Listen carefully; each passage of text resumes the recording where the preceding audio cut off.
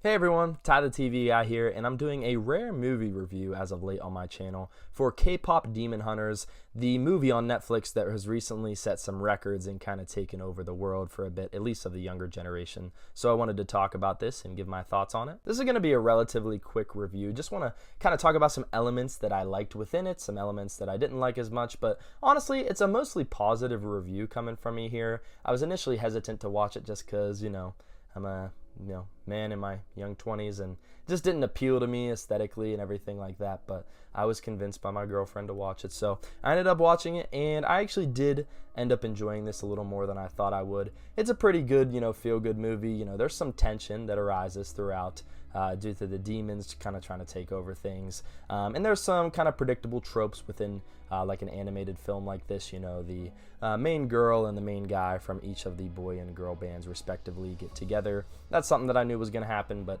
it didn't necessarily ruin things for me. I don't need everything to be like this huge shock to still be fun and entertaining. I thought the world building from the start was really interesting and also just entertaining. I'm probably going to be using that word a lot here because I think that's a good surface level observation of this movie, just that it is plain and simple pretty entertaining at a lot of points, but specifically for the world building and kind of showing how crazy these crowds are. I mean, just like in enamored people with Huntrix, and then with the boy band that comes along of Demon Hunters. The fans and the way they idolize people kind of gets brought to the forefront here in like a very surrealistic way. So I appreciated those elements. I think that added value to the film and to our main characters and seeing how they reacted to things.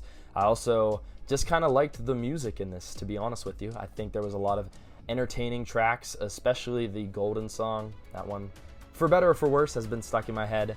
But there's other catchy tunes throughout this. The Soda Pop one. I did find some of these stuff pretty cool throughout the movie. The way they put the performances on, the effects, and just the animation was really dazzling in this movie.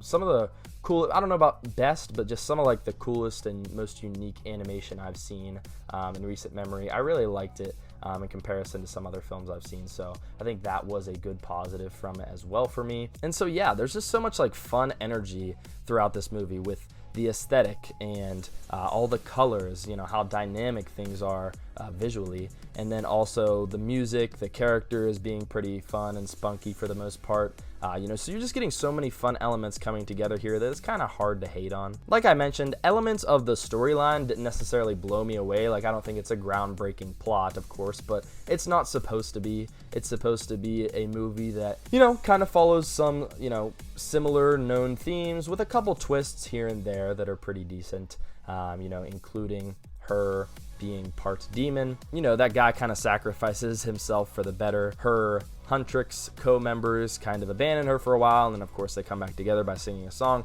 I kind of saw all that coming, but once again, when watching a film like this, I'm not necessarily, I try to take my analysis cap off a little bit and say, okay, all of my expectations don't need to be subverted here. I can just sit here, enjoy some good music, and enjoy a feel-good, comeback arc for our main character, and kind of be lifted up just by the stories and the messaging throughout. So that's what this movie accomplishes. I think it's not going for anything too grand in terms of like thematic realms, but it does strive in the areas that I mentioned before, in my opinion, in terms of like the animation and its aesthetic, the world that it builds from an early point in this movie.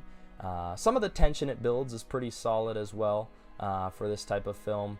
And then yeah, just love the music and the performances. It almost sounds like fake when they're singing. I mean, it's like, I'm like, is this like AI music? But I don't think it is, but really enjoyed all those facets of it. Like I said, I'm going to keep it brief, so that's about all I'm going to say about it. As far as like a numerical rating I would give to this movie, once again, it's not exactly my cup of tea, so I'm a little biased, but I'm trying to put it on kind of like a scale of movies like this, right? Like, I'm not comparing this to like some of the most complex, and most well-written movies of all time or something. So for what it is, I'm going to give it like a 7.5 out of 10. I think it's a really good animated film, And so for that reason, I'm going to give it that rating. I don't think it's like the best animated film I've ever seen, but for like this K-pop genre that it covers and, you know, centered around music, I thought it was a really, really cool movie. But let me know what you guys thought in the comments. Did you see this as kind of like a feel-good, entertaining movie, or did you have a problem with some of the predictable tropes?